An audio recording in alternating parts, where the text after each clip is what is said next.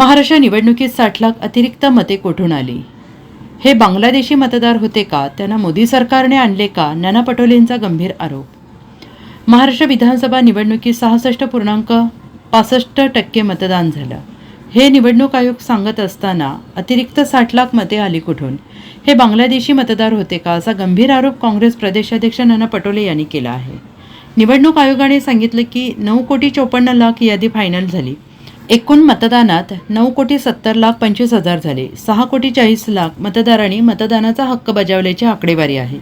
मग 60 लाख अतिरिक्त मते आली कुठून? बांगलादेशींना मोदी सरकारने आणले का? असा गंभीर आरोप पटोले यांनी केला आहे.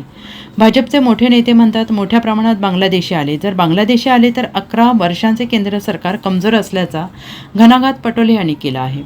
नाना पटोले यांनी म्हटलं आहे की निवडणूक आयोगाने जाहीर केलेली आकडेवारी जास्त आहे.